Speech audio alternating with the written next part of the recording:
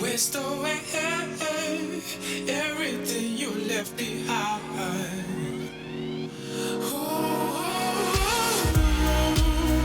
if there's another man, I hope you don't. I hope you don't go ahead. But I won't stay chasing shadows, chasing shadows. Ooh.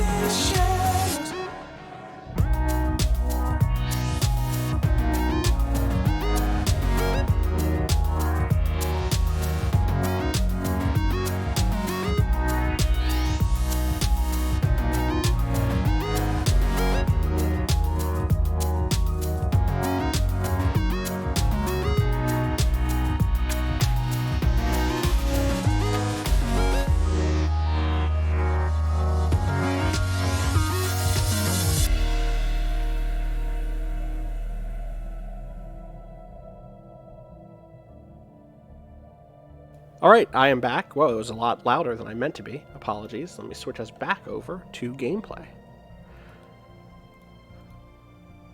Alright. Hi. I am back.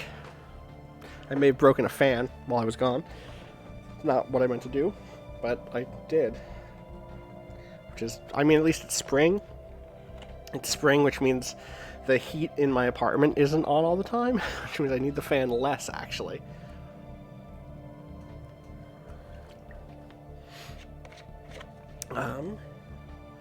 Alright.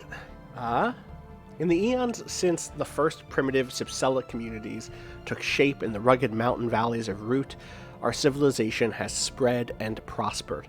Great achievements were made, both in the advancement of science and on the spiritual plane, as we sought to expand our understanding of the universe and the role we play in it. A council of our most learned priests was convened to advise our elected leaders, a tradition that continues to this day.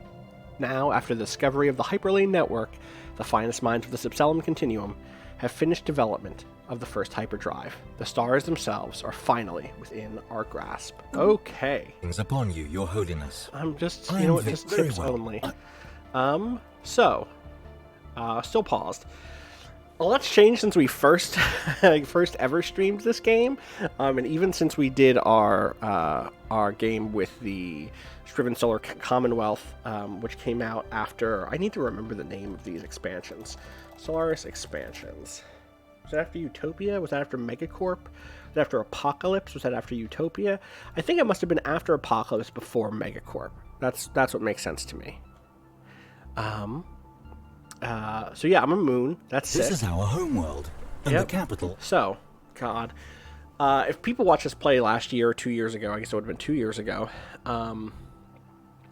things have definitely changed in terms of the way planets work. It used to just be that you just saw, like, a bunch of pictures of people here, and they were all, like, on different tiles.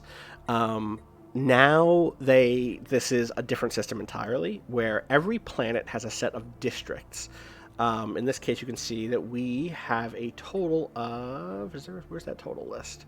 That's not what I want. I guess here we go, 14 districts total, right? Right now, what we have on them is we have 2 agriculture districts, right? This is like farms or hydroponic labs or whatever.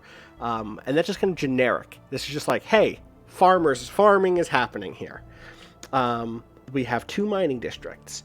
We have 3 generator districts. We have 3 city districts. And the way this game now works, and this is not new to this expansion, so if you've been paying attention or playing the game over the last year, you know this stuff already, but for those of you we see a breakdown who of this planet's haven't population, seen this before, divided into layers or strata.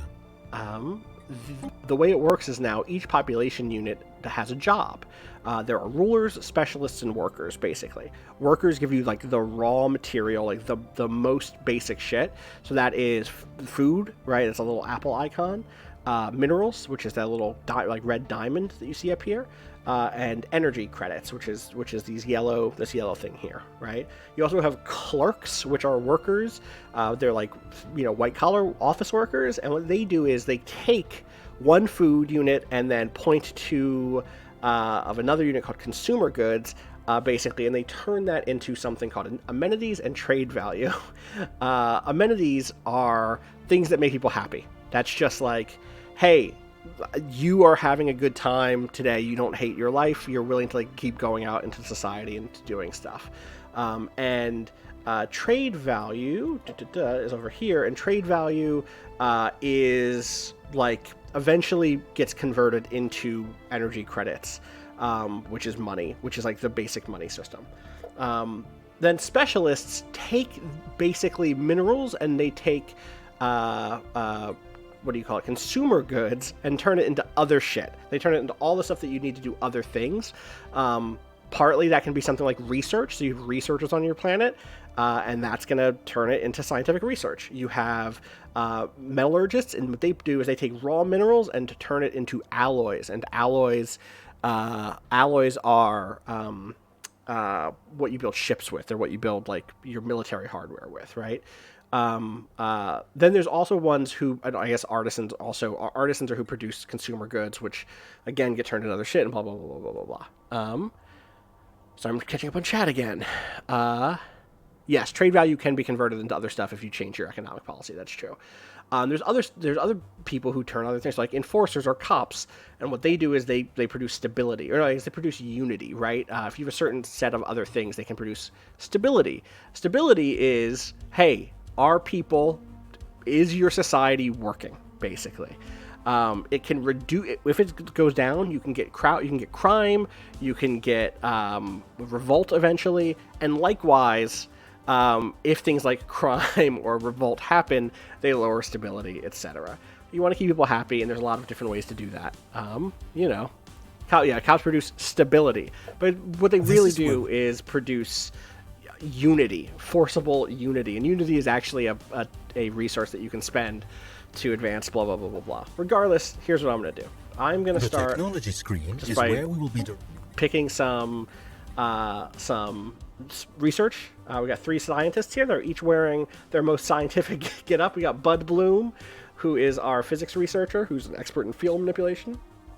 Lily Hawthorne, who is adaptable and who is a society researcher, and Jasmine Maple, who is resilient, will live a long time, and is our engineering.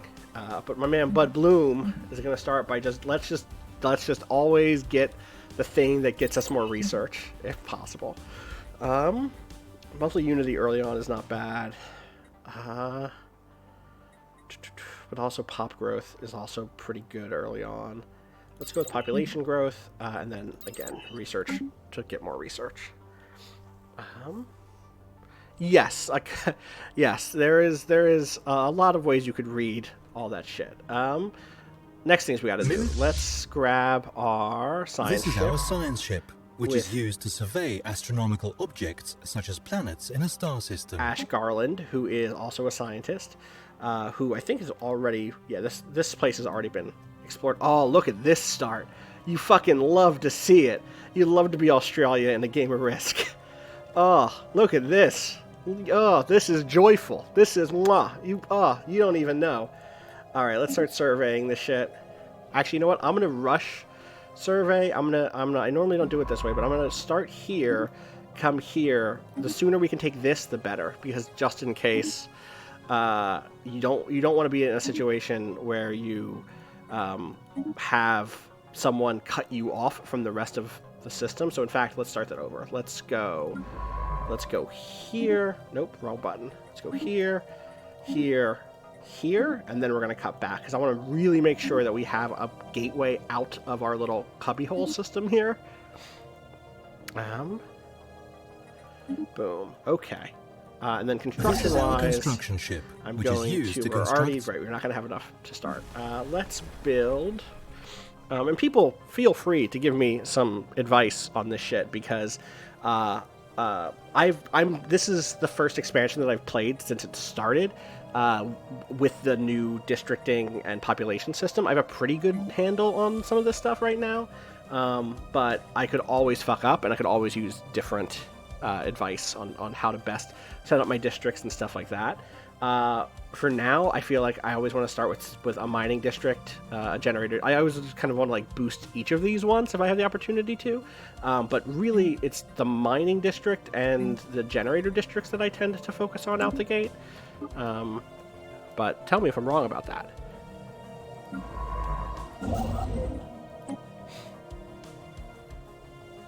Yeah, that's Lilithen. That was kind of my vibe too.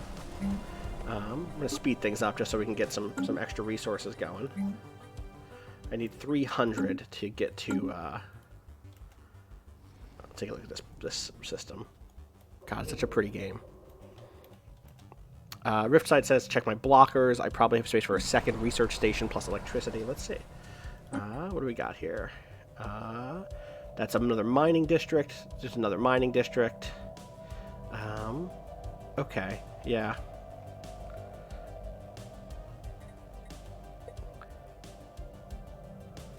Well, yes, the old command should all still work. Oh, I didn't realize that clearing blockers added population strictly. I had no idea that was the case. Is that true? Alright, let me pause then and take a look. Does it say that they'll add pop right away? Oh, only some. Okay. So, like, if I get rid of this... it doesn't say that I'll get an extra pop. I don't know if that's something that they changed. But it just says max district. Yeah, so maybe they changed that.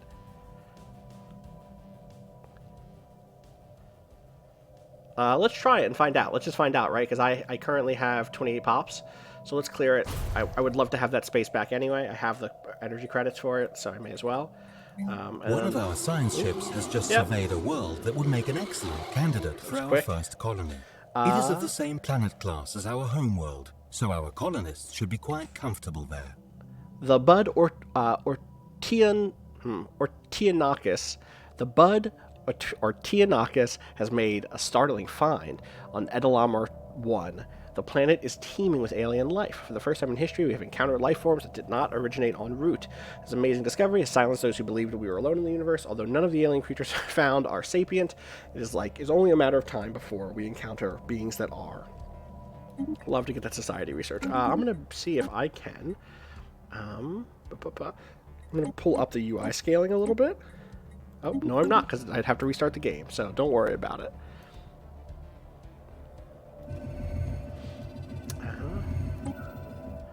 Yep.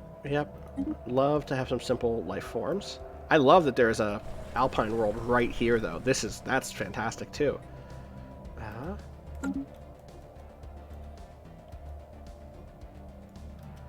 All right, I have enough to get another generator up, and then shortly we'll have enough, hopefully, to get another mining district up. Did it show a special tile? Let's see. Oh, ooh, that's sick. So these are the planetary features have taken the place of the kind of old system where you just see all of the tiles spread out. And so what you end up doing is like, okay, what is this planet? This planet is 3 regions of fair tundra, 1 region of rich mountain, 1 region of ore-rich caverns, and so the difference between those two, right? Right, and here's like ore-veined cliffs, right? Ore-veined cliffs give you 1 mining district. Ore-rich caverns give you 2 mining districts. Rich mountains give you 3 mining districts. Some planets also come with like a special thing. One special thing is bad. It's just blockers. It's like, hey, there's also impassable mountains you can't get around, right? And they're in your way, and you can't build on them until you spend the resources, in this case 1,000 energy credits, to clear those, learn how to build on them. They're not a problem anymore, or destroy them, presumably. I also have this massive glacier, which if you if you clear the massive glacier, it looks like you get access to the tempestuous mountain, which wind-torn vegetation clings to the high crags and stormy cliffs of these rainy mountains, which would give me a +3 generator district, which is extremely nice. So yeah. I'm trying to read and catch up here. Yeah, auto research at this point is just so much better at this point. Someone says check my laws. I should check my laws. The Policies tab covers government policies, which have wide-ranging effects on how our empire is run. Here's a new thing that I haven't fucked around with too much yet, is diplomatic stances, which you will, I guess, I don't know, I was going to check other cultures I know to see what their stances are, but there are 5 different stances that you can take that are kind of just your diplomatic mode of being. So belligerent, this empire will attempt to bully weaker empires into submission to their will, which means that you get, I believe they all have the envoy gives you +20. Am I wrong about that? Oh, no, I'm right. I'm wrong. Sorry. Okay, so belligerent is when you send an envoy, you improve relations with another culture, another faction. Or not a faction. A faction means something different in this game. Another empire, another culture. But also that you're just like, that stance gives you bonuses to being a warlike faction, right? You don't get as exhausted during war. You can have more ships without it taxing your system hard, and it's cheaper for you to be like, no, that shit's mine. I'm claiming that system. Cooperative is that your empire will attempt to find common ground and negotiate with other empires in the name of friendship. And here, when you send an envoy, your Oh, is it that it costs more? I see. Right, now I understand. So when you send an envoy, you can send an envoy to help improve relations or harm relations. I believe that what this is saying, and catch me if I'm wrong here, that it costs more to send an envoy to improve relations if you're belligerent, because your default position is belligerent. And so if you want to make things better, then it actually costs you more influence to do that. Whereas if you're cooperative, it costs you more to go harm relations, because fuck that, I'm here to make friends, right? And this is one of the big distinctions with the new update and the new DLC, is that there's this whole new system of diplomatic weight. So you'll see here it says that if I pick cooperative as my stance, then I'm going to have plus 25% diplomatic weight. Diplomatic weight is now a factor when trying to convince people to do things, both on the one-to-one, like one empire talks to another empire scale, but also at the broader galactic Senate scale, which is a new feature. There's kind of a Star Wars style galactic Senate. All of the species come together to vote on things. And in both of those places now, having diplomatic weight means kind of your voice, your vote, your perspective counts for a little bit more, which is interesting. What else does that do? Reduces border friction, which is great, and improves your envoy improved relations. That's really good for if you're trying to build a political powerhouse, like just someone who is, building on relationships. Isolationist it costs influence to do anything with envoys. Don't fuck with me, leave me alone. Administrative capacity is higher, monthly unity is higher, diplomatic weight is lower, diplomatic influence cost is doubled, governing ethics attraction is a little bit higher, which means that like people won't get pulled into the beliefs of other cultures that they encounter, and border friction is higher. Yikes. And then expansionist is the default one for our empire. Border friction's higher because people know that we're looking to expand, but our colonies develop more quickly, and our outposts build more quickly. At this point, I feel like long term I'd love to be cooperative given who we are, but expansionist, building outposts cheaper and colonies more quickly, is still going to be very useful for us. You could be a supremacist. We are not that. Apparently the restrictions on the rival action are relaxed both for and against us. I'm guessing that means that you can rival someone who is further away from you in technological and military strength. Traditionally, you can kind of only be a rival with someone who is kind of near your equal, because you're rivals, right? That's the whole thing. You're not bullying someone weaker than you. You're rivaling someone who is your rival. And so I'm guessing this means like, no, you can be rude to everybody. And it seems like it just gives you a bunch of additional... Oh, that's really interesting. It gives you diplomatic weight from fleet power, which means that you're doing gunship diplomacy shit, where you're like, no, motherfucker, look at how many ships we have. You're going to sign these sanctions. Unrestricted wars, I don't need to mess with that at all right now. And in general, until we get factions unlocked, I'm not going to mess with this stuff, because eventually we'll get an internal faction that's probably like, hey, we shouldn't be in wars, and at that point I can switch to whatever one they show up. Or likewise, once factions show up, I'll probably dig into these policies to deal with that. I'm going to... Yeah, peaceful is right. I should probably do close... I can't. Listen, we're xenophiles. I'm role-playing here. Food policy, dietary balance, strict rationing, or nutritional plenitude. What's the one that lets my populations grow quickly? Probably nutritional plenitude, right? It costs more, but everything is going to just grow better. Pop growth speed? Yeah. I'm going to wait until my advisors in chat give me the yes here. But I believe plenitude is what I want out the gate. Yeah, plenitude. Boom. Economic policy. Civilian economy. The needs of the populace must come before the business of war. Economic might, not military prowess, is what our empire will be founded on. Which means that that specific type of job... Which icon is that? 1 second. I always get these... Is that just jobs in general? Is that just... Yeah, that is just the jobs in general icon. Which means just you get less alloys to build fleets, and you get more consumer goods to build other types of stuff in general. I guess consumer goods, do they go into research? What else do they go into? Yes, okay. Mixed economy, which is what we have right now, and a militarized economy, which is the opposite, where like your money is your jobs are mostly focused on producing, or more focused on producing alloys, right? I think at this point we should probably just stick with the middle one, right? Again, I'm looking at chat for advice. Trade policy, wealth creation, consumer benefits, or marketplace of ideas. You love to play a grand strategy game. You really do. 1 second. So this is the bit here where when we collect trade value, it either becomes money, or like our energy credits, consumer benefits, which turns it into consumer goods and a little bit of energy, or a little less energy credits and a little bit of consumer goods, or marketplace of ideas where it's unity and energy credits.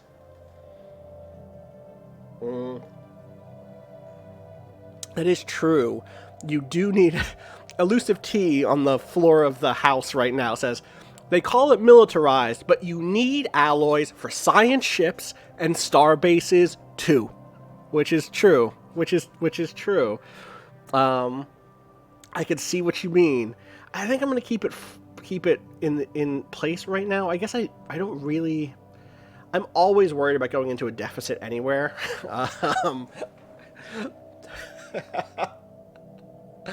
Lilithan says, Austin, people cannot eat alloys. Maybe your people can't eat alloys. Listen, we're out here. I'm going to, again, keep this until we're, like, really stabilized and I know what we have on these first few planets. I'm going to keep that stuff as it is. I'll allow refugee workers.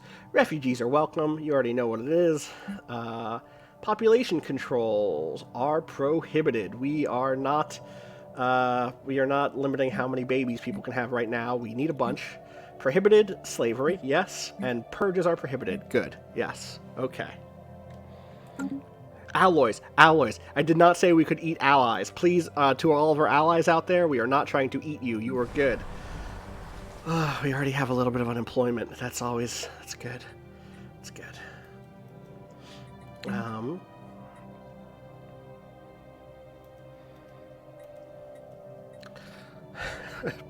Someone in the chat says, asking Austin to release his tax returns. Yes, please, let me release my tax returns so you can all see why this country sucks to be a freelancer in. System survey concluded. Good. Love to hear that. Let's get this other mining district up and running.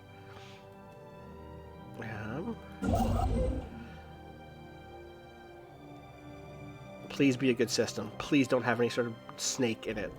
Space snake. Okay, good.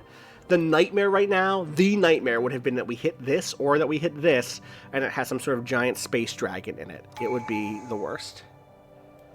Someone says check species stuff so people are happy while they're unemployed. Good call. Let's see. Where's that at? That is... And I know I have this tradition. The species screen lists all types of nominally intelligent beings we have encountered. The species rights list allows us to customize the citizenship and living standards of a certain species, amongst other things. So Subcella, full citizens, living standards. I guess we could raise this to social welfare, right? That's what would keep people happy. To oh yeah, I should get a second science ship. You're totally right. I probably have the alloys now. Social welfare will basically boost everybody's upkeep. It'll cost a little bit more, right? But actually, damn, it doesn't cost that much. Hey, it turns out social welfare isn't that much more expensive than decent conditions, and it makes everybody happier. It's so weird. Huh. Because right now we're in decent conditions, which unemployed pops have reduced happiness. Ruler political power is at 700%.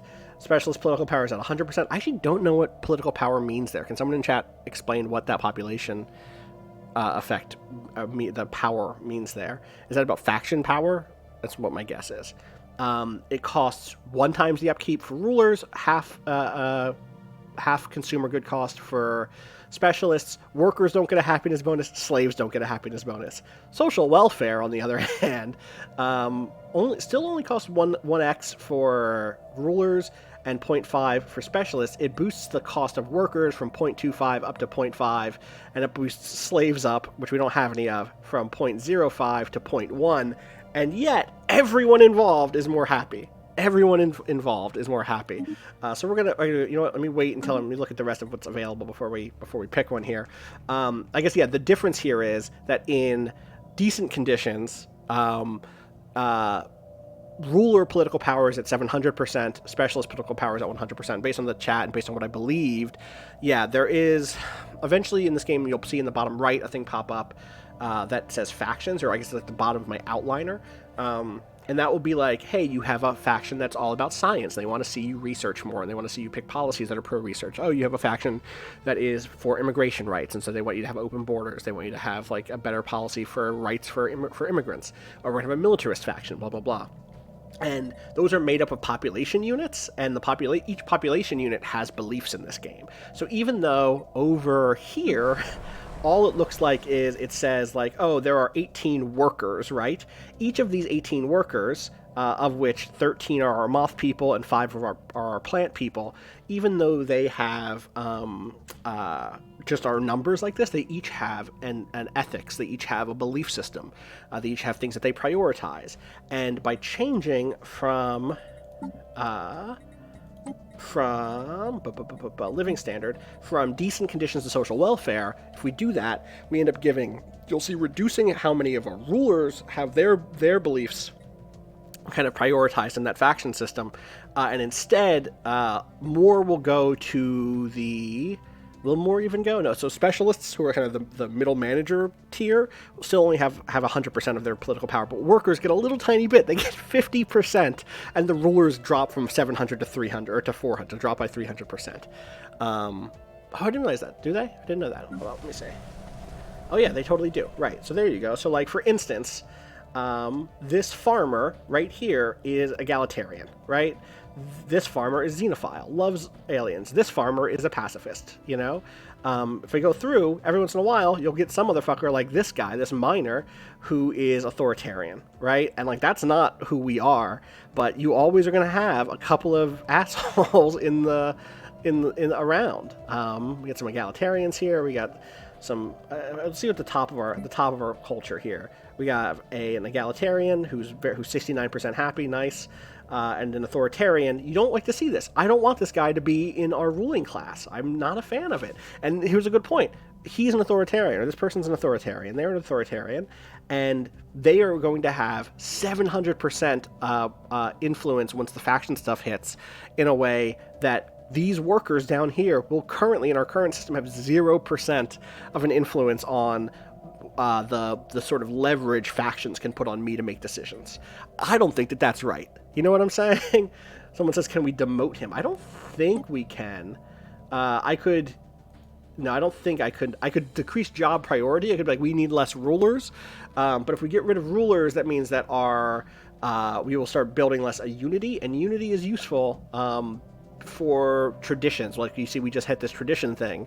The tradition screen displays the tradition trees available to our empire. A tradition tree must first be adopted before any traditions within it can be unlocked. Let's wrap back around to traditions in a second. Let's finish doing our rights setting. Set default rights. I think we should go... I guess the other alternative is Utopian Abundance, which does nothing to the faction setup, the faction percentages here. It makes everybody get equal. So the rulers, your workers, specialists, and rulers all get the exact same amount of consumer goods. They all cost the same, which means it will cost us a lot of money out the gate, a lot of consumer goods out the gate, because again, right now our rulers cost us 2 consumer goods. We have 2 rulers, right? Contrast that with the workers, who cost us 0.2 consumer good. I guess each ruler costs 1 consumer good, and there's 2 of them, so that's 2 total. The workers are costing us 0.2, and there are 18 of them. That would mean instantly we would be at negative 12 consumer goods a month. We're literally not producing enough consumer goods right now to give everyone 1 consumer good per month. Endless Mike says, how are you going to pay for that? Yeah, that is what's happening right now. What I'm saying, as the default player here, I'm going to set the default rights to... I would love to get to Utopian Abundance. I want to build a society that gets us to Utopian Abundance. That's what I'm saying. And so to get us there, to start, we're going to social welfare. I want to get us to Utopian Abundance. What we need to do to get there is to create a society that has more resources, and that has... I guess it doesn't matter how many rulers, specialists, or workers there are at that point. Eventually, once we build a system out, we will get there. A thing that would have helped with that, it would have been to plan on having Utopian Abundance from the jump, to make sure that we have more consumer goods available, stuff like that. Academic privilege, I think, benefits specifically specialists. Specialists get a boost because that's your technocratic stuff. So again, it's rulers, specialists, workers, slaves. In that system, workers and slaves can fuck off, but specialists and rulers are basically treated the same. In some ways, that's pretty similar to the system that we have. Colonization we're keeping. Military service. We're going to allow everybody to serve in the military. And we're no migration controls to start, which I'm going to let them move where they want. I don't think that's too big of a problem for us right now. Just to double check, did that automatically change our living standards? No, it didn't. So let's go in and change these right here for both of these species. And this is where things can get fucked, right? It would be possible to give the Cypsela Utopian Abundance and the Lepida social welfare. If I was desperate to make people more happy, I could give one group that and not the other group, and that fucking sucks. And also historically is a real thing. All right, traditions. Traditions are bonuses. They're flat, interesting passive bonuses, and after they build up, you eventually unlock the ascension perks, and ascension perks are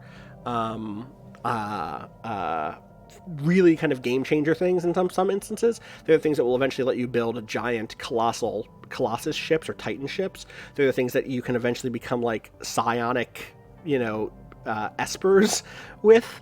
They're the things that let you convert your entire populace into robots, if that's a thing you want to do. Also, they can just give you little bonuses. To get those, you need to fill out one of these trees, and each time you fill out one of these trees, you get an ascension perk.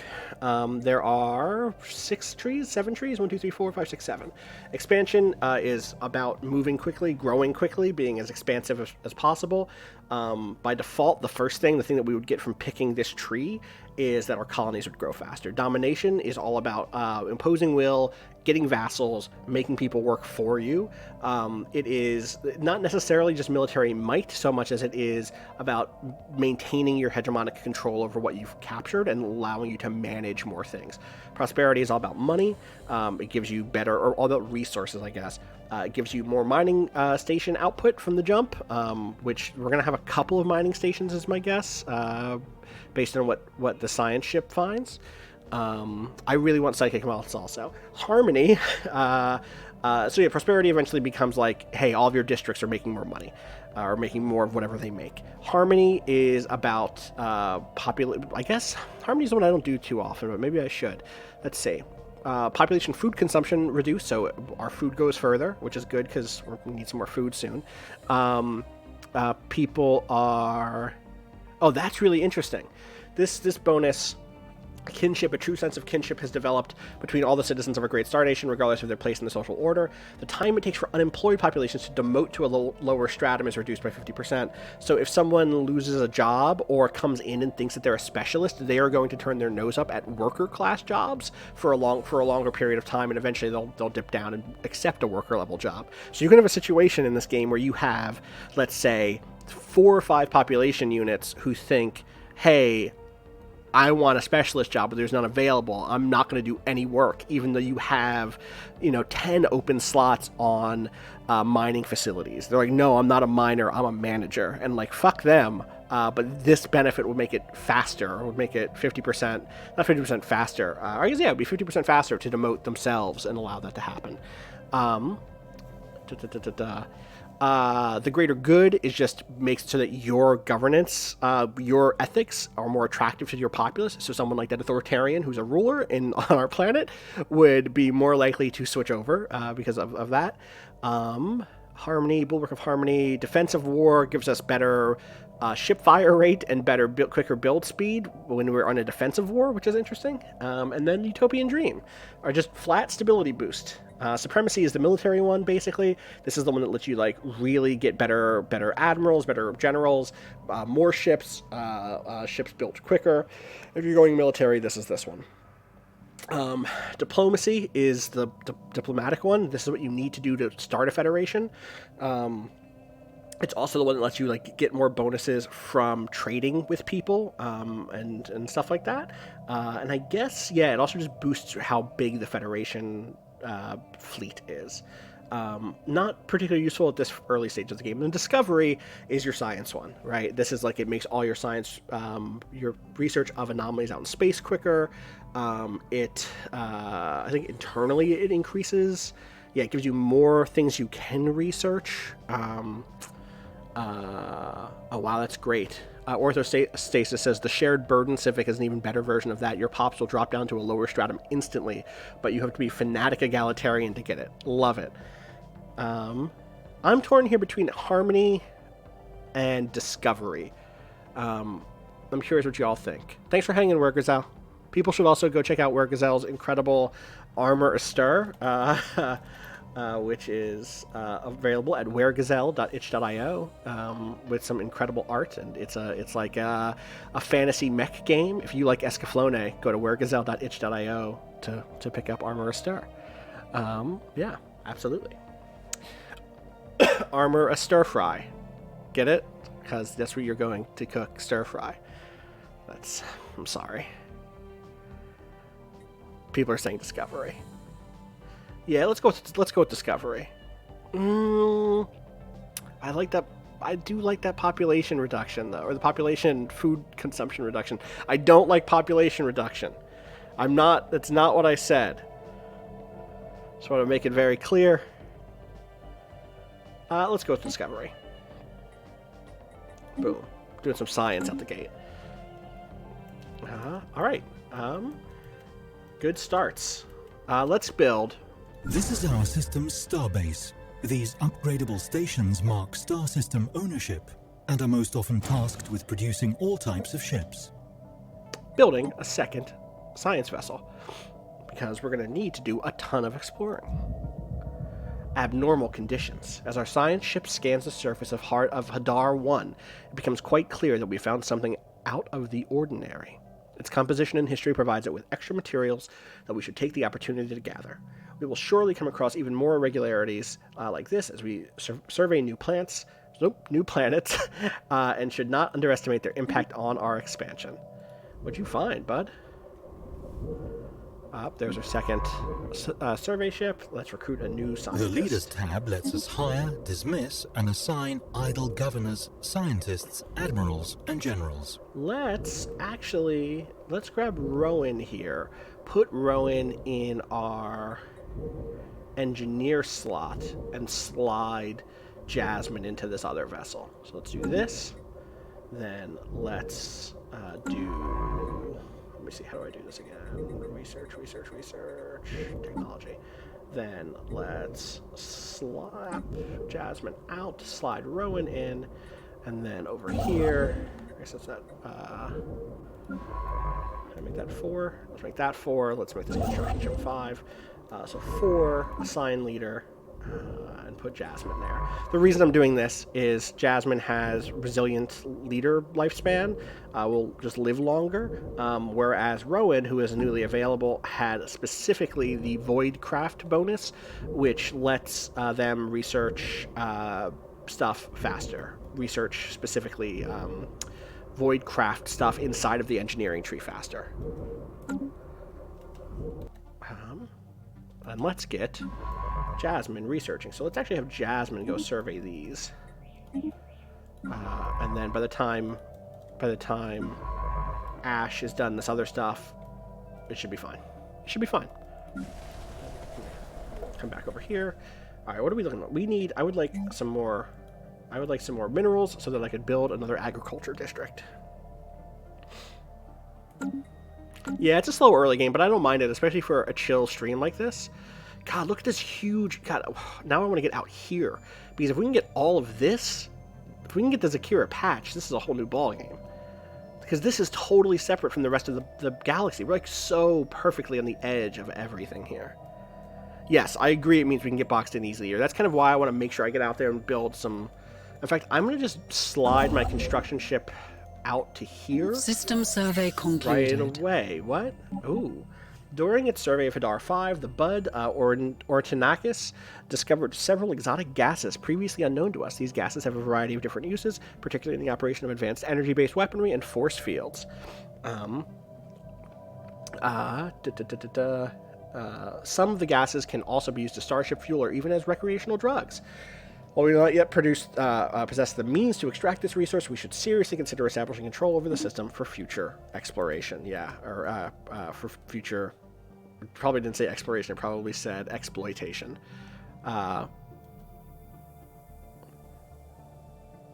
Lilifan said that I should get another science ship. You think 3? Normally I do 2, and I'm fine with that, but... Hey Joel, how's it going?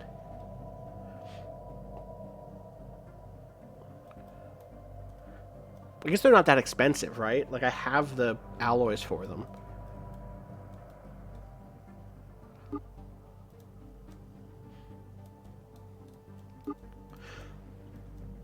You know, I'm not opposed to it. Let's go with 3. Fuck it.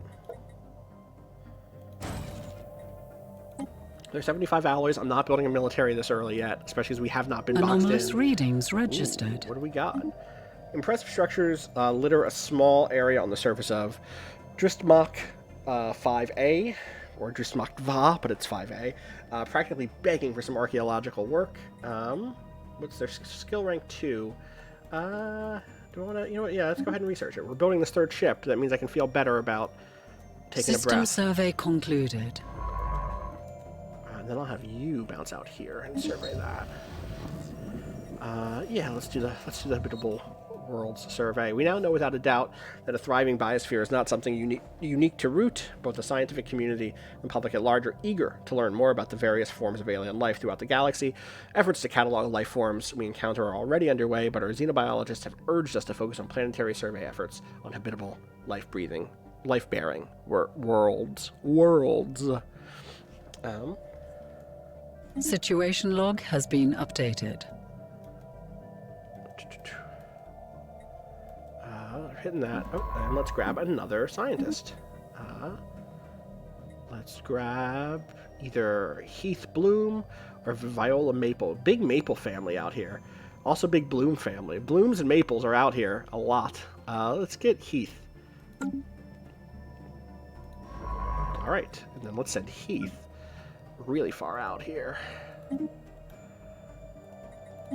mean, Heath, you're going to go down this entire pathway. Oh, is this also going to be a choke? No, it's not, but... Boom. Okay. And let's just immediately build this starbase here. Abandoned amusement park. Great. The structures on Drismok 5A are not as old as we first believed. This seems to be a playground or an amusement park of some sort. Science Officer Ash Garland notes that many of the contraptions are highly complex creations that we can learn much from, and that to the builders' alien eyes, this might have been cutting-edge sensor array or even a gigantic art installation. Regardless, to us Subcellum, it looks more like a place where you would take your young and let them amuse themselves. That's a big boost to both engineering and society research, which is good. FYI. Yeah, if you want to see my ethics and stuff really quick, just to reintroduce you, we're egalitarian, we're xenophiles, we're spiritualists, all at like the first rank of that.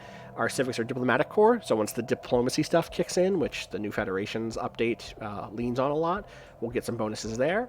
And then Free Haven, which is our immigration pool will be higher, and our population growth from immigration will be higher. We're looking to pull the best and the brightest from across the galaxy here. Our current ruler, by the way, is the revered Hazel Bloom, and they make science ships build more quickly and anomalies research more quickly. Great to start out with. And just a flat monthly mineral bonus, which is why our minerals are so much higher than everything else. Which related, we need to build another agricultural thing, and we have 2 more buildings. Alright, so buildings are special.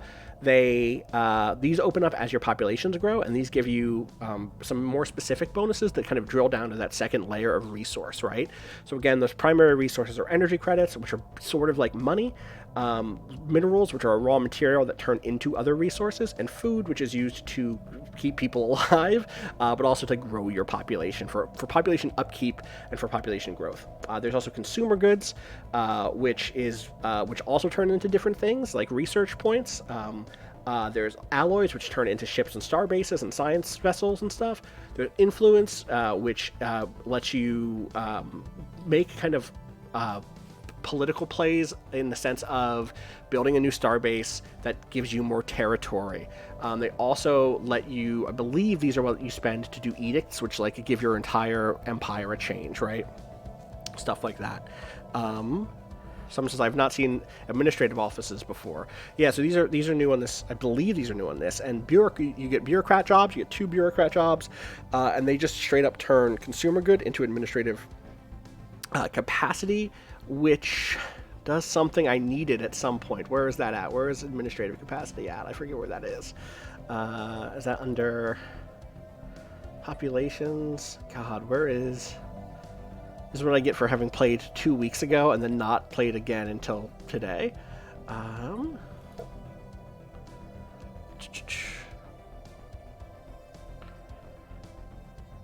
Top bar. It is up here somewhere. Where is it? Do envoys, Empire Pop. Is it part of our sprawl? Yeah, it's part of the sprawl, right? Is that what it is? Or is that's starbase capacity here? Yeah, 3450. I see. While Empire Sprawl is lower than administrative capacity, no penalties are applied. So this is like, yes, how many districts do you have? How many systems do you have? How many people do you have? Each of those adds up, and if you go over this, you start to get negatives to basically everything, because it's basically like your ability to administer all of that stuff that you have diminishes. You just don't have enough to take care of, to take care of all of the people that you have and all of the, all of the open minds that you're running. It's basically like simulating the sort of decay that comes with having a system that's too big to manage. It's really big but does not have a strong administrative core that can keep track of everything, things go missing, things break, and you don't realize that you need to repair stuff. There are corrupt officials who take some stuff off the top. People get hurt and sick, and there aren't they can't find a doctor to take care of them, stuff like that, right? So that's a cool building to grab, just to give a boost to that. Right now we're doing okay, but we'll see. We might need one of those shortly. Alloy foundries turn minerals, which we have abundance of right now, into alloys, which is useful if you're trying to like build a bunch of ships or star bases, which we might actually maybe end up doing. We'll see. Civilian industries turn minerals into consumer goods, which I might grab because we're getting kind of low on consumer goods monthly.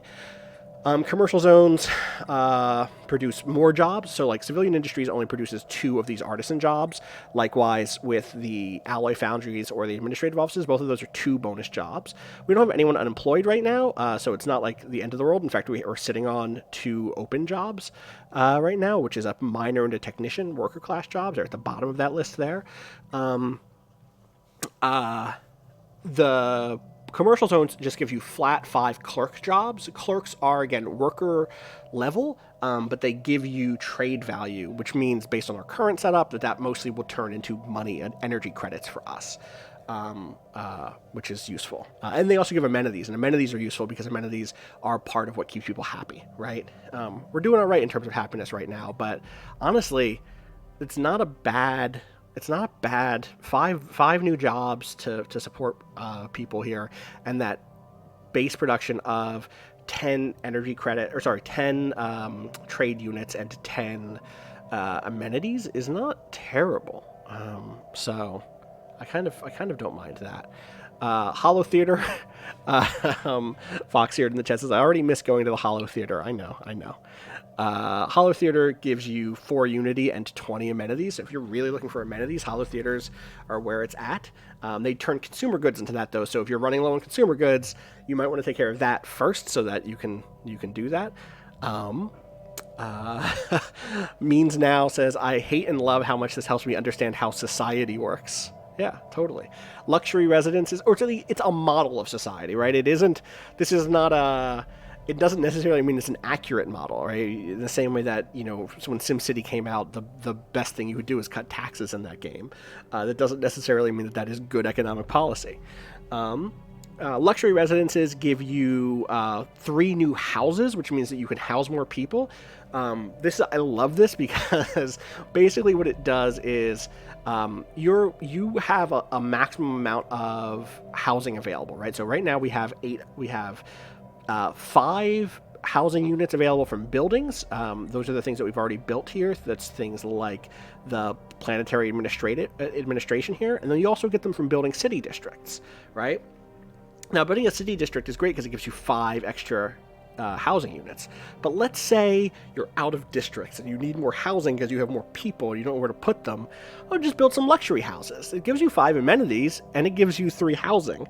But that's not a lot of housing, right? Like, it really is luxury in the sense that you're only putting 3 people in there, and you're not really getting much for it. It's I love it. It's so good. Bird Allergy says the planet development got really complicated since I've last played this. Do you feel like it's gotten overwhelming at all? I'm really torn on it. I'm curious what people in the chat think, because I dropped off the game before they added this stuff, and I'm really only getting back into it now. I like it because it's fiddly and it makes planets feel distinct from each other in a way that they didn't prior in the past.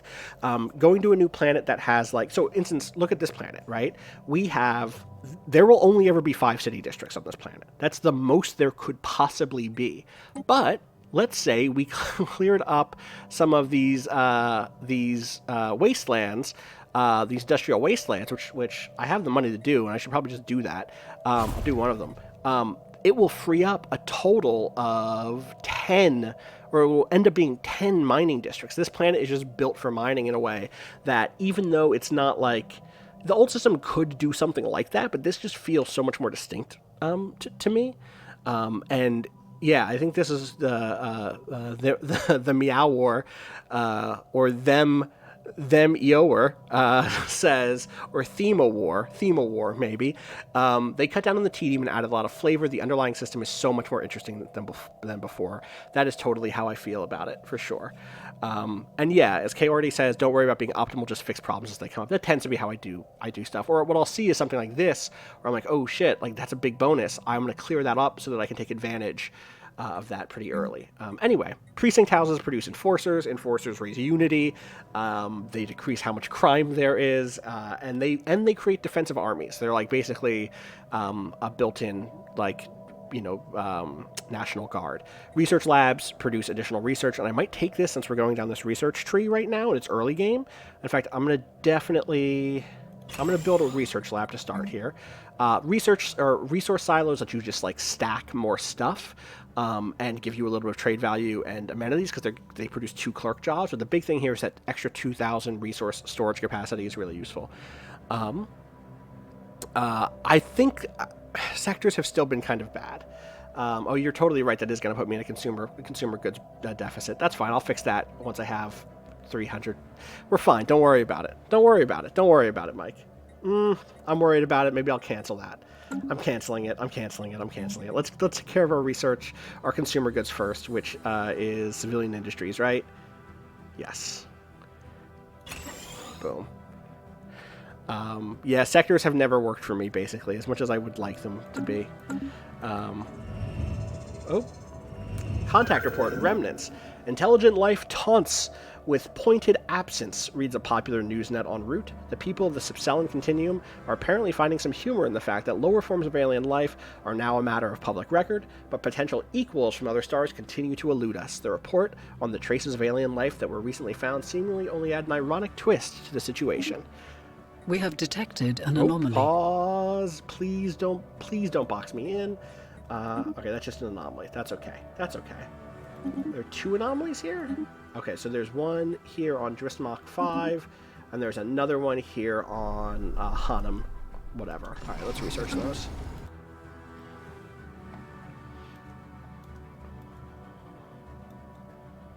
Construction completed. Love it. Love to complete construction. Do we have enough to build mining stations yet? No, we don't. It's fine.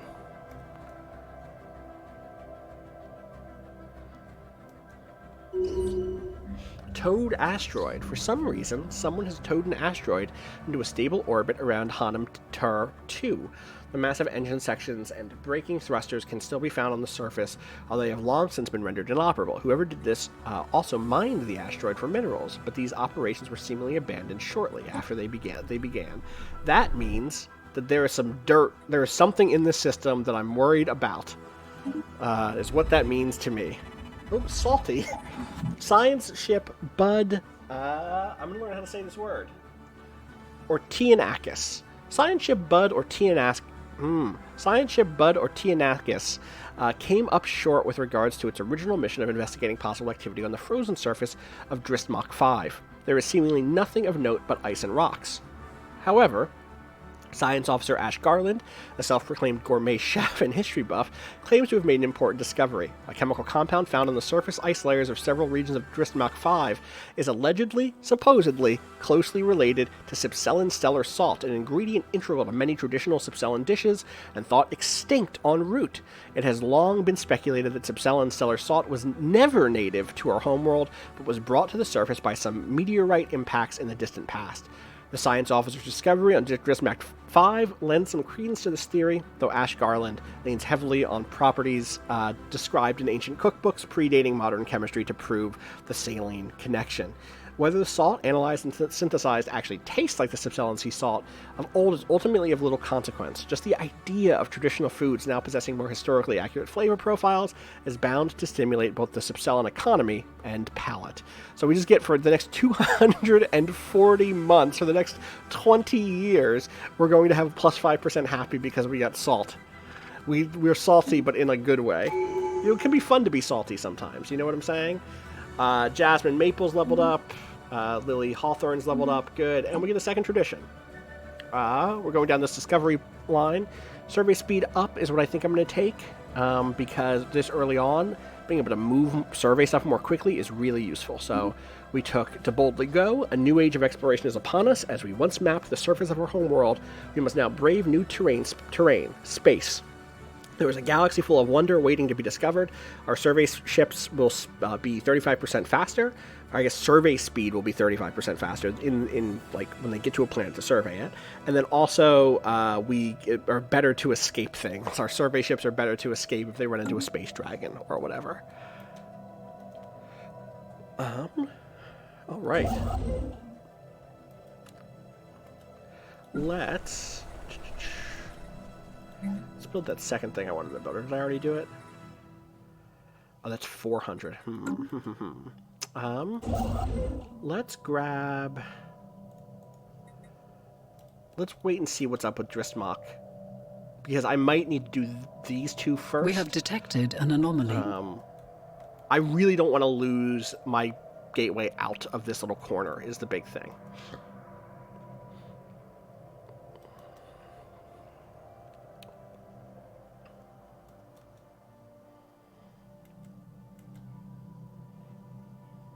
Damn, we got another planet here? Damn, we got another alpine planet here. This is a nice little area. Wait, what? Why are there 16 city districts on this planet? Damn, wait, what's that coming from? Is that from... Or is that... Oh, that's right. City districts can be anything, right? City districts can be... That's because there are just so many districts on this planet. Generally, you can build a city basically anywhere, right? Yes. Yeah. I remembered. It took me a second. It has... Let's see. Sometimes it has one special district. Dust Desert, which has moat harvesting traps. What? I don't know what those are. Okay, good to know. It's a pretty large planet, yeah. Anomalous readings registered. Periodically spews alarmingly eclectic mix of particles and radiation into the void. This is hard. This is going to take quite some time, but I'm going to do it. We're out here. Ooh. Single-minded. This alpine world, at first glance, Hanem Tur 3 seems to be inhabited by a diverse plethora of life forms coexisting in an ecosystem similar to our own, in which nutrients cycle the food chain through photosynthesis, decomposition, and predation. Upon closer inspection, however, the crew discovered that though all living things on Hanem Tur 3 developed as individuals first, they now, by mysterious designs, operate as a single organism, an organism that responds to all outside interference with fierce and indiscriminate aggression. So this planet now has a new tile, which is dangerous wildlife and savage wildlands, which make it less habitable and much less happy, but make it a great place to do some science research. This is not the one we were just looking at. This one has Dust Desert also, and again, savage wildlands, which I'm guessing, yeah, it gives you that bonus to society research. Yeah, savage. Yeah. Yep. So that was the one we were just looking at, actually. I'm going to move here and get ready to build another starbase.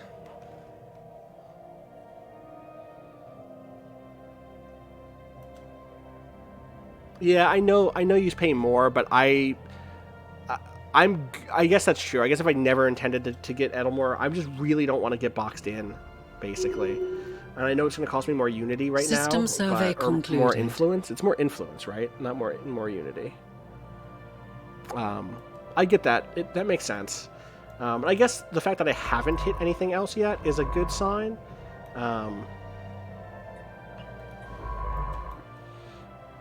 So maybe I can actually do it. Maybe you're right. I'll build a more direct line.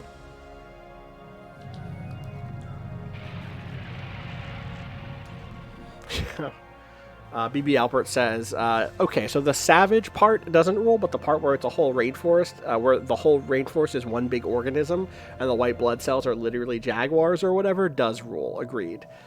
Natural wormhole. We have detected what appears to be a naturally occurring subspace phenomenon on the edge of the Rint Beacon system. I like beacon, Beekun here. A rift in the very fabric of space-time has formed here, creating a wormhole that, our scientists speculate, may provide a conduit through subspace to another wormhole located somewhere else in our galaxy.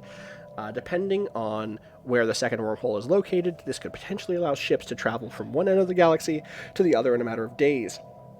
Unfortunately, this wormhole, like the vast majority of its kind, is inherently unstable. Any vessels foolish enough to pass through it would be ripped apart in seconds. System survey concluded. You know, maybe one day, though, we'll be in a better place and can use that wormhole. Let's see it. Love it. Love to look at a wormhole. Damn. I'm trying to go through here. I'm trying to travel the galaxy. Yeah. Theme of War says, good luck against the Dominion. That's the hole that the worms come from. You're totally right.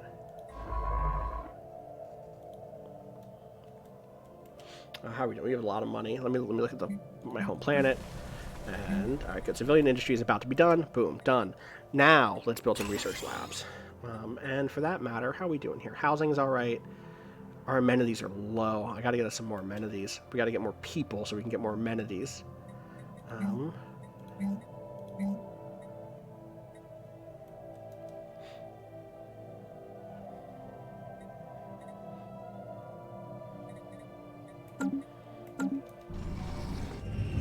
Ah, here we go. Rint Beacon. Ooh. Okay. What do we got? Why don't I see them? Oh, there we go.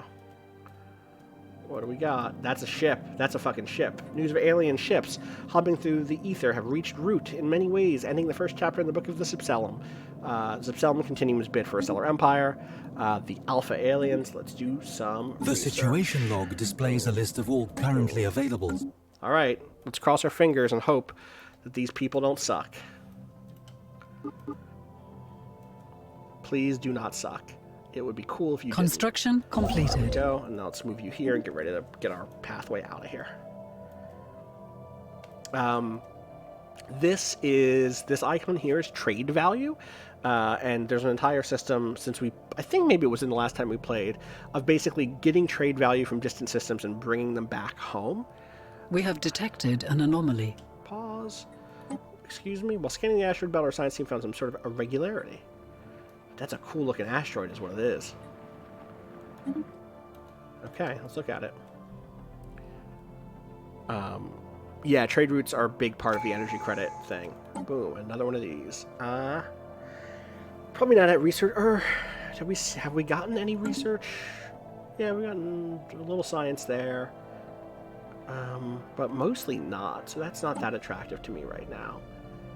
I'll take the research alternatives now, this early on. That can be fun.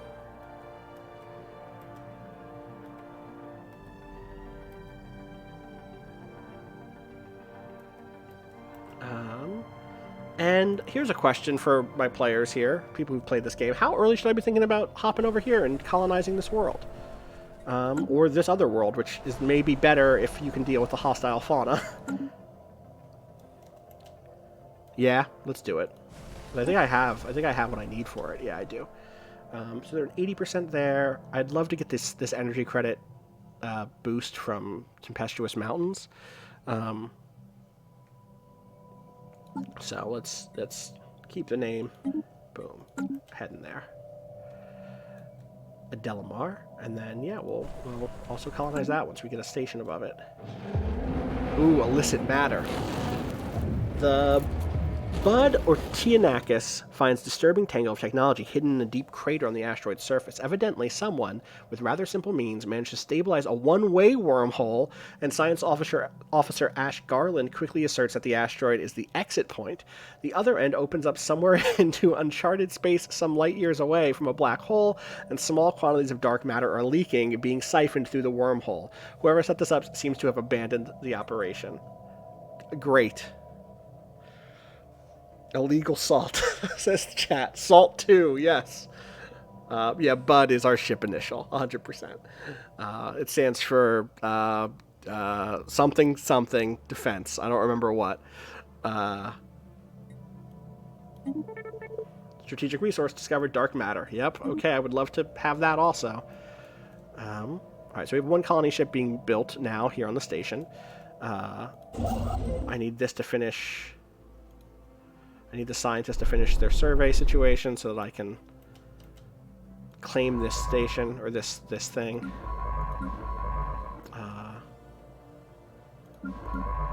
That one's there.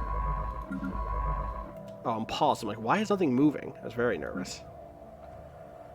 Anomalous readings registered. Surface of the asteroid is littered with metallic debris. Do you think the person over here in the Rint Beacon area was like, yo, look at that wormhole. I could build my own wormhole. I could do that. That's not that hard. Yeah, the blooms are out here. I think the blooms and the maples are our two big families for sure. You know what? Go ahead and just go get this now, so I can start. Anomalous readings registered. Ooh, okay. New research. I'll take that in a second. Another Dristmark anomaly. A lot of anomalies in Dristmark. By chance, we stumbled on a faint alien signal during the survey of this moon. The source appears to be a small object in order. The signal contains no message. Could it be a distress transponder? Go ahead and research that for me. And over here, got a flat 5% mineral boost is always good. As much as like the Corvette speed bonus was also good, I feel like I'm going to take the minerals because I don't think we're going to get into a fight super soon. So I'm going to do that.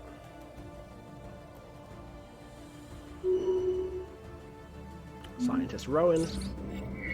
Junkyard. The asteroid was evidently used as a junkyard by someone at some point in the distant past. All manner of discarded machinery and metallic refuse has been deposited inside the asteroid's weak gravity well, being slowly pulled into the jumble of debris that now covers the surface. There is nothing of particular value to be found here, but a lot of the metal could be salvaged by a mining station. Good. I'll take it.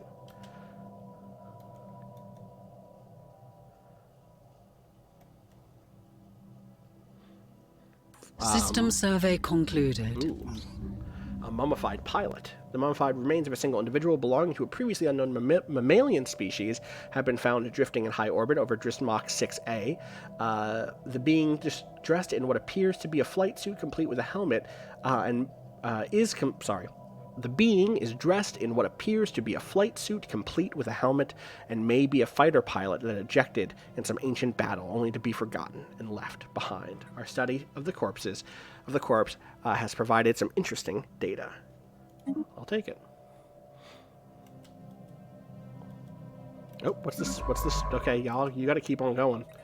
You survey there, and then you're gonna go down this whole route. Let's do there. Let's do there, then here. Let's take these inner ones first. And then we'll see where we're at. An alien nation is hailing us. Alright. After successfully translating their language, we have established communications with the... I believe that's Hilfnar Empire. Diplomatic channels are now open. I don't like that they're called the Empire. I'm going to hit this button. They're going to be... Yeah, here we go. Made first contact with an alien empire. I fucking cannot believe it. These fascinating beings appear to have mastered spaceflight, just as we have. Yeah. We should strive to learn more about them. Okay, here we go. The fucking Hifnar. The Hifnar Empire. I can't believe we're up against the Yifnar Empire. They're a star empire. They're hegemonic imperialists. Hegemonic imperialists consider themselves the rightful rulers of the galaxy. And the chat just blew up. The whole fucking chat just blew up. Sorry about that. I had to say, listen. The hegemonic imperialists consider themselves the rightful rulers of the galaxy and will attempt to expand the empire by any means possible. I bring greetings from the Emperor Jagorl I, the undisputed ruler of the Hifnar Empire. Respect our borders and keep out of our affairs, and perhaps our mighty fleets will refrain from visiting your worlds. Yep. I'm not going to be able to love his friendship. You know what? May the spirits bring you to your goals. Alright? You know what I'm saying? That's an insult where I come from. Yeah, we have to fucking rush now. This is what I'm saying. This is why I jumped ahead and started going out this way. I knew I was going to hit these assholes. The news that we've encountered intelligent alien life for the first time is spreading like wildfire throughout the Subcellum continuum. Our citizens are fascinated by these beings, and the media is full of reports and speculation on their culture and society. The revelation that we are not alone in the galaxy has largely been greeted with celebration en route. Like us, the aliens appear to be relative newcomers on the galactic stage, and their level of technology is similar to ours. Alright, so... there's a couple things we can do here. I'm going to pause. Whew. Yeah, we got to get to this wormhole. I got to quick build out. Oh, man, look, they're also... Oh, wow, they already have 3 worlds. We're fucking up. Or maybe those could be stations and not worlds. Yeah, those are stations. Okay. Still, though. Alright, so... I'm going to build a second construction ship. Because I need, like, a forward construction ship now, also. Boom. Okay. I'm going to speed it up a little bit. Man, that sucks. Alright, so... The diplomacy screen is where we communicate. They are wary of us, and it looks like looks like every month is going to be getting lower. That's what that down arrow means, I think. They have an overwhelming fleet from us, which that makes sense, just because they've been building it, presumably. Their economy is better, and they are equivalent at research. So, we are not in a place to fight the Hifnar right now. They have 3 colonies. They have a much bigger empire sprawl than us. They have 71. Their diplomatic weight is probably more than ours. But what I'm going to do is improve relations with them. We have Reed Bloom, Basil Bloom, Erica Hawthorne, and Jasmine Bloom. I'm going to send some blooms their way. And yeah, that's exactly right. They aren't paying for welfare. They're spending that money on ships. I'm going to send... I'll save the blooms for now. Or should I send in the blooms? People like send in the blooms. I could send in the blooms and just kind of make them not like us so much. I don't love that I'm going to be getting better relationships with this fanatic authoritarian empire. But... Hawthorne, yeah, see, yeah. Let's send in Reed. We could send in Reed and Jasmine. Let's go Reed and Jasmine. Boom. I'm going to save those other 2. It's not that I want them to like me, it's that I want them to not kill me right now, which they would do. If they attacked us right now, they would wipe us out. If I was playing as them, I would try to wipe us out. You know? That's just the way it is. Things will never be the same. I'm not being rude to the new kid. That's not true. Exactly. Sometimes you have to send over an ambassador that's like, hey, don't fucking kill us. Also, they're going to take Rint Beacon for sure. Construction completed. The timing on this just sucks, but I think that's what's going to happen here. I have to get this thing up. I need. System survey concluded. God, you listen to me. Go ahead and research the impact craters on 133D55987, please. Also, please don't be bad. Please, I need this to just work. That's true. Exactly. Knowledge is the key. My borders to the are open universe. to refugees. So if a refugee from this culture wants to come to us, I'm down. And we got our research complete. That's good. Let's get that improved AI. Stay on that research boost gain. And we're gonna go grab this also. No, we're not. We don't have the influence for it. Knowledge is the key to the Abandoned universe. thrusting. In the center of a particularly large crater lies a cluster of metal shapes, doubtlessly of alien origin. Science Officer Ash Garland, who we hear a lot from. Dristmach is going to really make Ash Garland's entire career. Like, everyone is going to remember Ash Garland as the scientist who led a team to Dristmach and found like 7 different anomalies. What was that? 1 second, I'm checking. Yeah, I'm not going to respond to that yet. Sorry. In the center of a particularly large crater, I read that bit already. Science Officer Ash Garland is convinced that they are massive planetoid-mountable propulsion devices intended to push this asteroid from its orbit for purposes and to destinations unknown. The ship is on standby, its crew ready to begin disassembly and analysis. Blah, blah, blah, blah, blah. Great. Yeah, let's do it. Let's gain ion thrusters. Congratulations on having colonized a new world. And our colonists are now in the process of Edelamar Prime is it will now take time for them to become set self-sufficient. up. Our colony ship has managed with surprising grace to maneuver between the massive peaks that are so prevalent and the jagged landscape of Edelamar Prime. It touched down in a sheltered valley that will serve as an ideal first landing site. The ship has been permanently converted into the administrative headquarters of the new settlement, and its reactor core is in the process of being removed so that it may serve as the colony's temporary power source. Hundreds of small tents and prefab shelters have sprung up around the former starship's massive hull as colonists begin to disembark in large numbers, the first Subcella city on an alien world. Hell yes. And then, over here, we're going to do the same. Hanem Tur.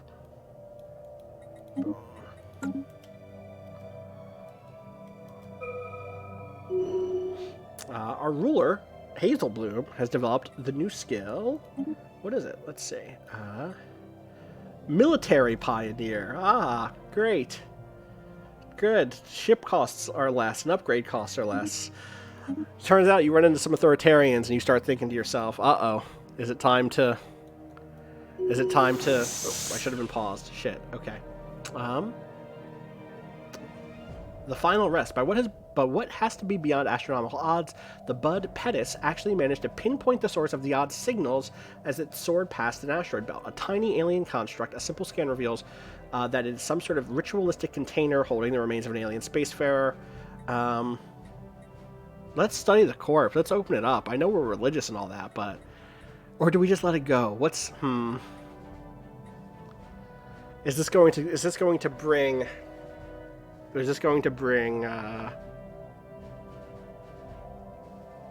a curse upon our religious folks? Let's pop the top. Once you pop, you cannot stop. You know what I mean? Let's do it. And yeah, I think this is where my good station is going to be, is Dristmach. I might rename it into the Garland system after Ash's incredible strength, you know? Or not strength, but whatever. Anomalous readings registered. Significant scanning on the surface of this world. Massive rifts. Yeah, let's go ahead and read the writing. Why not? Yeah, I kind of want both. See, the thing that's difficult here... Oh, you're right. The Rint Beacon is also their only way into our territory. So if I could rush the Rint Beacon, that might not be bad either. Let's move up as soon as possible. And also, let's get this ship research and other shit. Alright, so we know we can't go this way anymore, which is great. Let's start surveying out this way.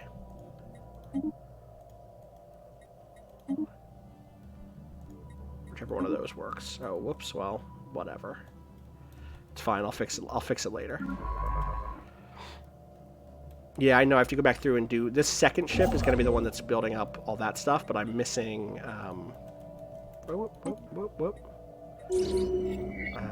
alien writing. That's just going to give me a bonus to surveying, or to society research on that planet.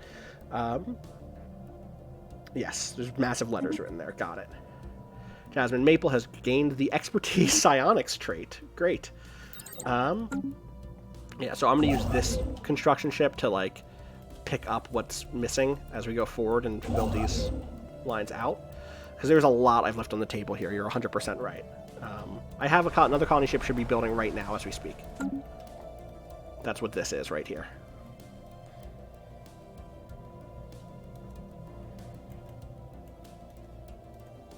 System survey concluded. Good. Let's keep it rolling. I'm now torn on whether or not I want to... I'm going to just try to rush to the Rent Beacon. Because the sooner we get there, the better. So I'm actually going to pull back and build these mining stations here. Because we are really sitting on a decent amount of shit, which is good.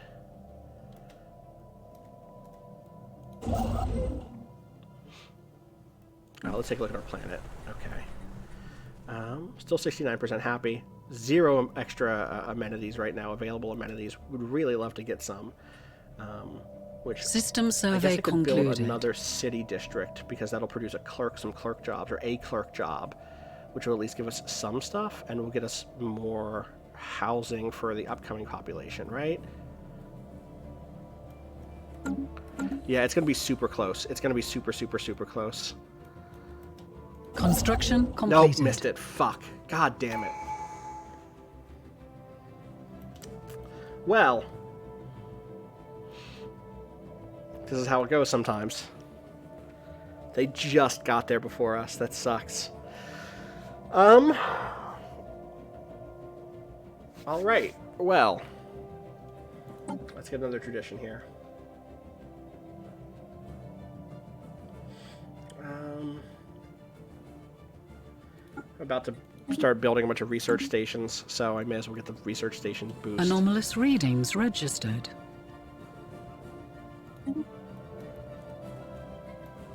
Yeah, I'm gonna wait. Where's Zania? Someone just takes out. Oh, yeah, that's a good idea.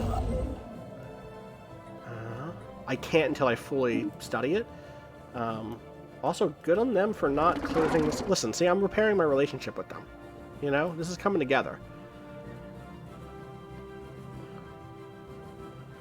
God, their fucking civics suck too. They're like able to move their forcibly move their own population around.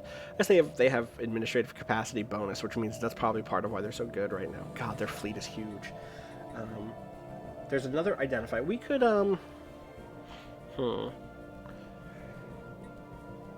I prefer not to close my borders to them right now, but I do want to grab Zania, which will box them in. So, please hurry up and... We have detected an anomaly. Several life systems inside of an asteroid. Burrowing worm-like creatures, great. Versus that's the Aurum system. Okay, you keep doing that.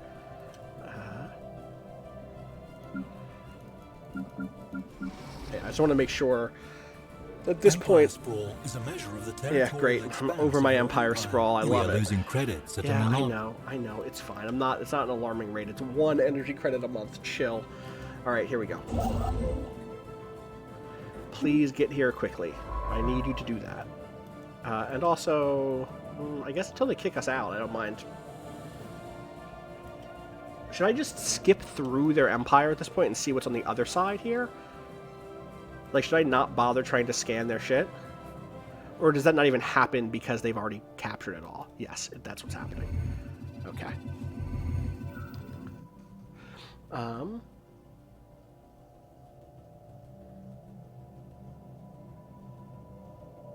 Wealthy Aardvark says they already have advanced space stations on their colonies, which means that they are one of the advanced starts. At the top of the game, you can pick a certain number of other empires that are a little bit ahead of you.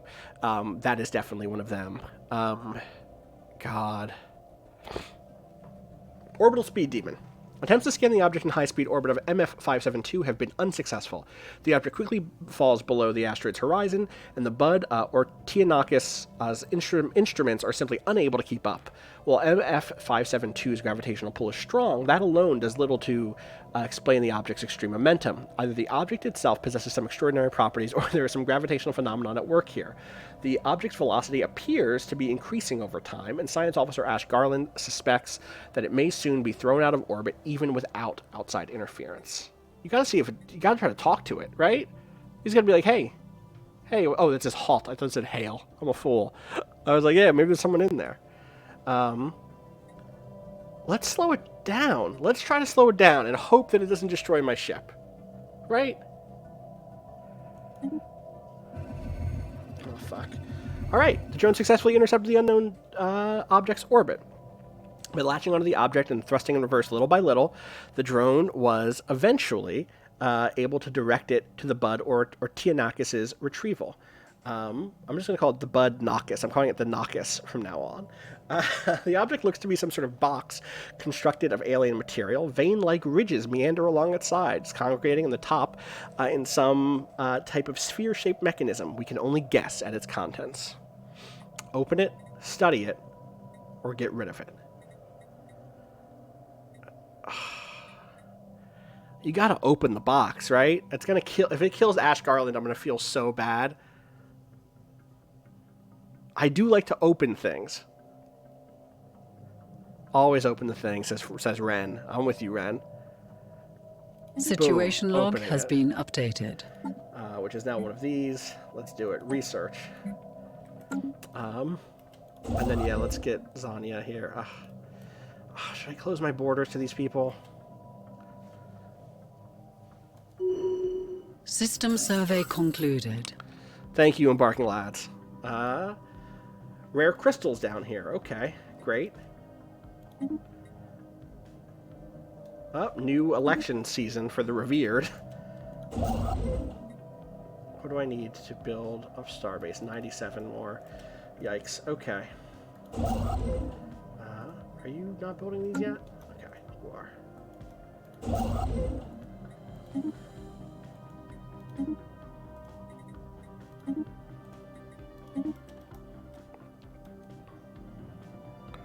So this is why not get ahead in Xania? Wait, what? Why not get Hades instead of Xania? I guess that's true. I guess that makes sense. I don't want them to have these resources. This is the thing that I don't want. And I know that they're not ready yet because they just sent a science ship here. Oh, we got a new ruler. And unfortunately, my last ruler's campaign promises came. Were not approved. That's probably why they... Wait, they won. They won. They won. So they probably didn't get reelected. They did. Where does it say? I love this. It's so funny. Take a screenshot of that. Where is the urbanizer? Is that what Hazel ran on? Where can I find the Hazel's promises?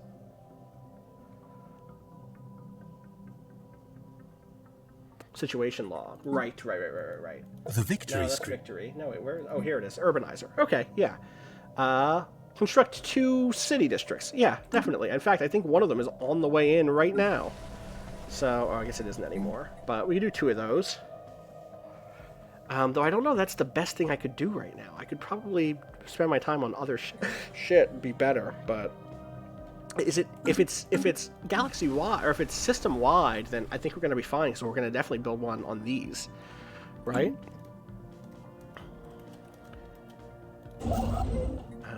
Still not... I'm not going to have what I need. So yeah, maybe I should just go back to Hades and get that right away.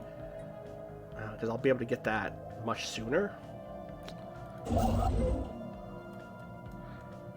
My borders are not currently closed to the Space Foxes because I'm trying to butter them up. See, they're getting towards not being wary of me. God, they've met somebody else. Should I ask for their comms? Should I trade for their comms? How much do they want for their comms? This is the trade screen. They don't want much. I don't have anything to give them is the problem. I guess I could actually give them... What do I have the most? I give them some minerals. How much do they want?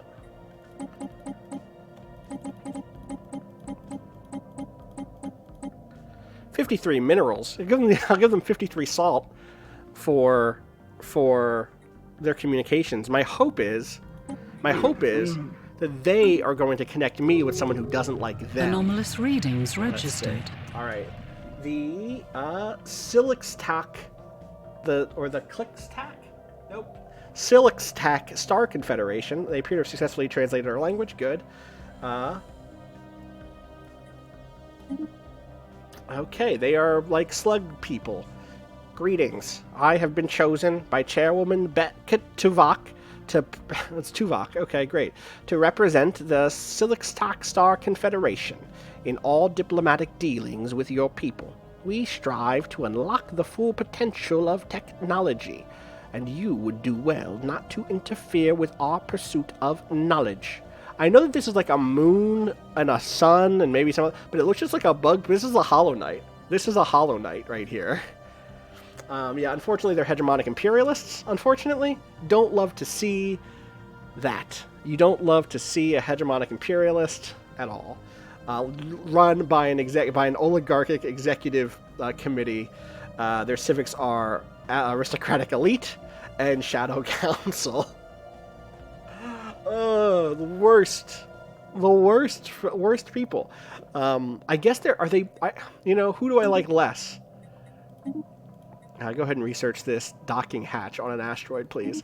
They're also doing well. This is just a Hollow Knight to me. This is just a Hollow Knight bug to me.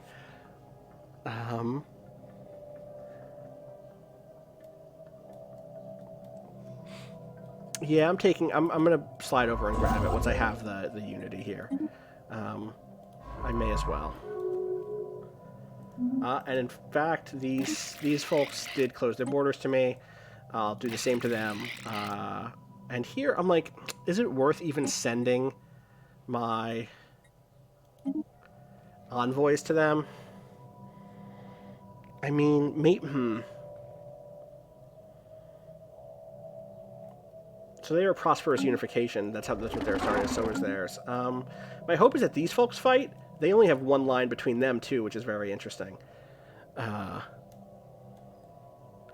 Yeah, I'm happy that my goal here, I guess, I'm gonna leave them alone, and I'm gonna continue to just try to be like on terms with the Hifnir. And long term, I would love to get them to not be, mad at me and instead go to war with them over here. So I'm gonna actually send over the last bloom. I think the bloom. It's time for Operation Full Bloom. So I sent my third bloom over. Continue to build that up.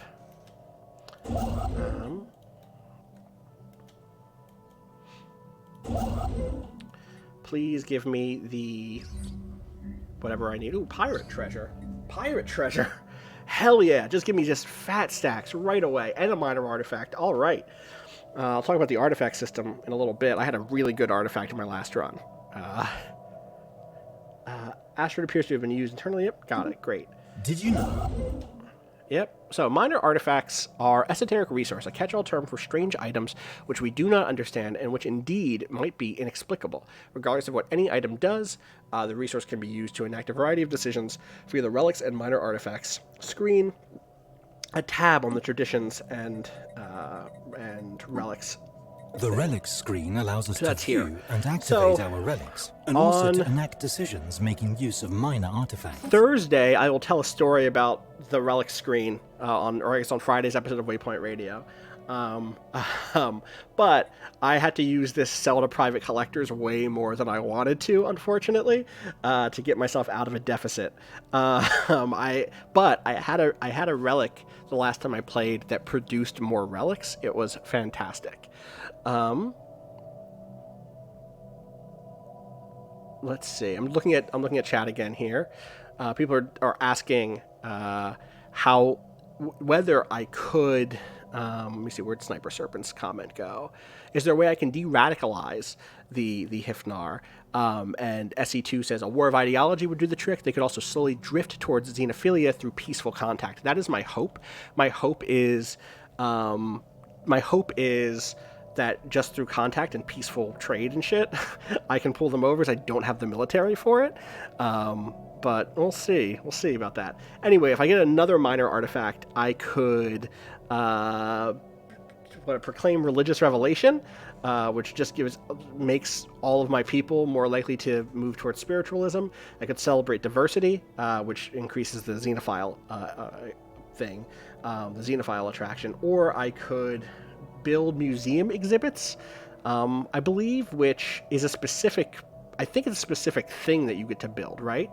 I forget what it actually does, though. Yes, the opposite could totally happen. I think the difference here is that they are built to go fight stuff, and I've been building myself towards that towards a style of keeping people happy and keeping people on board my own shit. I think I'll probably win that race of radicalization versus de-radicalization, or different types of radicalization. We'll see. We'll see. System survey concluded. See, this is the shit I'm talking about. We here at the Hifnar Empire, we consistently deliver more for less. Why are they fucking marshals now? And today we would like to offer you a deal you simply cannot refuse. A commercial pact with us. Tell us you can't refuse. Tell us. This will increase the value of both Empire's trade networks. I'm down. This is a good step for me, personally. Build that starbase right away here, please. Yeah, here, they're coming for Xenia right now. We are being hailed. You know? Damn. Sometimes you wind up making friends with the wrong people, but that's how it is, you know? Ooh, this is actually... This is interesting. Okay.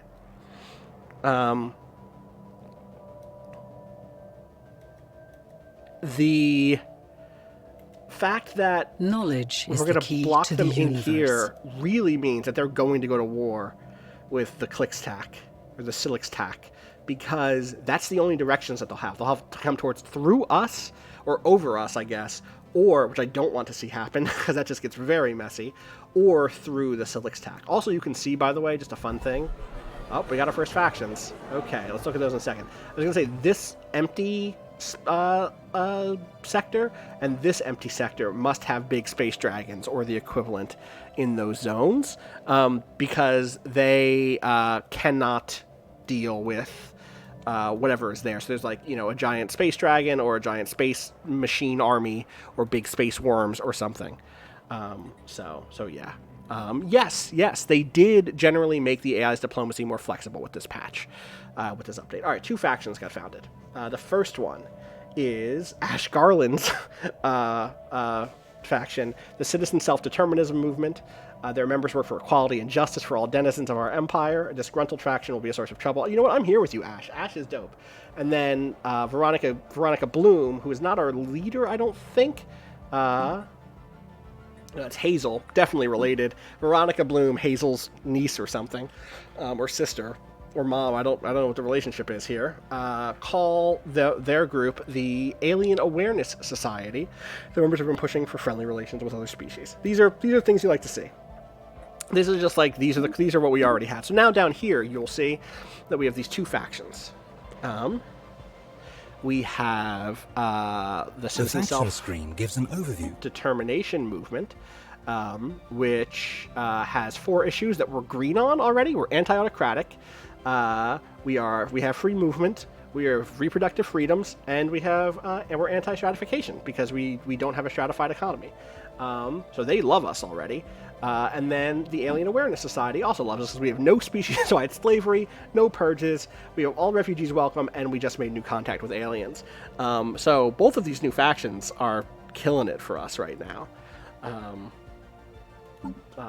Ash Garland with the fucking drip right now. Just gold everything. All right. This is very good for us. I appreciate that the first 2 factions are things that are really in line with how we're already playing, and we're not running into like an element of System something survey that concluded. we don't already deal with. All right. Planet build speed. Planet build speed might be really useful since we're in the early colonization moment. Though geothermal fracking, you know. I could always use more minerals. We're actually in such a mineral surplus right now that maybe we don't need that. Yeah, it's weird that we haven't seen any moth people scientists, huh? It's very strange. And yeah, I don't know why a spiritualist faction didn't pop necessarily. I'm gonna grab the. I'm waiting for chat to catch up and give me advice on which of these 2 things I should research.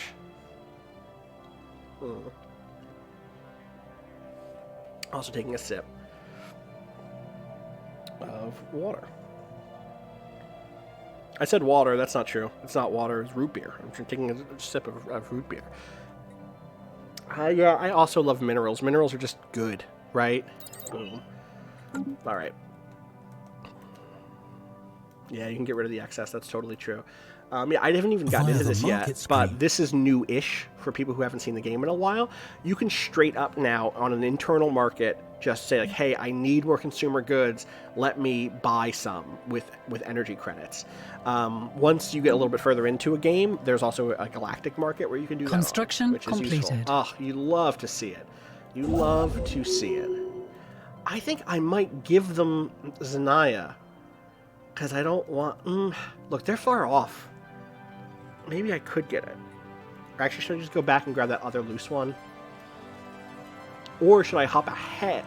See, because if I grab Xenia, I think that will box them in all the way, right?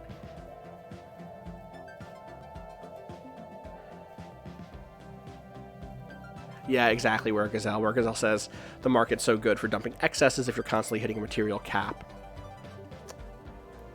Benarik. Wait, where's Benarik? Oh, you're saying hop. You're just saying get down to that next. Yeah, that's probably true. That's probably the right call. No, they're gonna hop. They're gonna hop over Hideus and build at Zowad if I don't build again. So I think you're probably right. The thing here that's scary for me is that I'll have to either admit that I'm going to lose Hades and Dathana and turn Distmok into my... Sorry, I meant to say Garland into my defensive base, my defensive thing, or I have to defend it both. You know what I mean? But I guess I'd have to do that if I got Zanaya anyway. Because oh wait, no I don't. No, see, if I get Zanaya, then it forces them to have to go through the Dathana. But yeah, I think you're right. I think getting to Baranik makes more sense in terms of what you just said, which is if I don't get this stuff, if I don't get to here, I'm gonna get boxed in again. So that's fair. That's fair. Is anyone just doing nothing? I guess this is. I'm gonna... System survey concluded. God, I don't really need much right now. It's kind of interesting. No. Someone said named after Ash Garland. Yes, named after Ash Garland. I don't think Ash Garland decided that, though. I think that the Bloom family did, because there's a Bloom family, Garland family rivalry, obviously, and so this is a situation where, in a very Nadeo-like fashion, Hazel Bloom said, you know what? Even though Ash Garland ran for president or ran for Revered Elder and didn't win, I'm going to show. I'm going to have a lot of I'm going to be magnanimous here and give you this entire star system named after your family. You know? So yeah. And now we've met some new aliens. The Delta aliens. Okay, those are just aliens. Those are not... System survey concluded. Okay, good to know about them. Let's research those Delta aliens.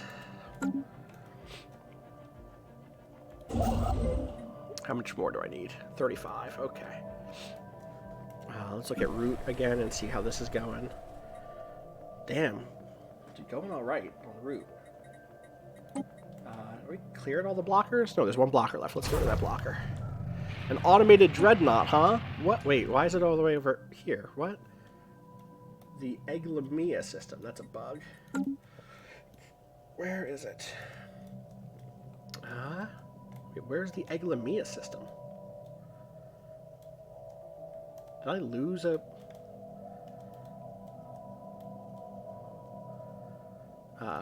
there we go. Oh, that's what's here. That's what's here. A single massive warship has been discovered patrolling the Eglamia system.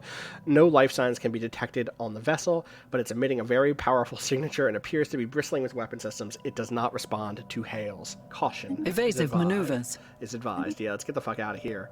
Let's look at it, though. That's cool. That's a cool looking ship.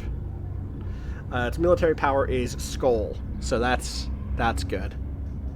That's good. Oh yeah, F for search. I always forget about that. I always forget that I can hit F to search for things. Thank you. Good. Wait, why is this move? Oh, it's ready to upgrade, I see.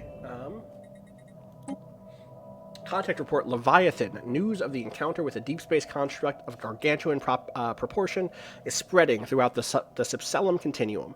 While the entity does not appear to be of biological nature, its mere existence has inescapable ramifications for the possibilities of its technology and mega engineering. It is awe-inspiring. True. All right, so this... We have detected an anomaly. There. Let's get this science ship to go somewhere else then. Let's hop down here. Oh, we're about to hit another culture. Because here is... Oh, that's a Hifnar. Never mind. These are unknown spacefaring entities. We can learn more about them and maybe even initiate first... Ship upgrades applied. Good. Okay. I really want to get the rest of these things there. Alien mural. While conducting surface scans of 227A, I almost said 2 Villa, Science Officer Ash Garland and the crew of the Orion Nakus, or the Bud Nakus, discovered what appears to be an artificially carved slab of rock covered in alien writings. They have not detected other signs of alien activity on the moon, and exactly how that mural came to be here is a mystery. Sure. Special project to translate. Let's go to it. You know what? You go ahead and do it. A new world has been colonized. Love to see that. Let's pause for a second. And do me a favor, and before you do any of this other shit, you go ahead and research that project, and then go back to that. And we'll go from there. Hey, new planet. Okay. Delamar Prime. Obviously, the reassembled ship shelter is kind of our only building right now. Once we get to 10 population units here, we can boost that up into a regular planetary administration, but that's going to take some time. To start with, God, what do I start with here? Let's see. We're also going to have this other planet in just a minute. Have a good night, Intrepid Vector.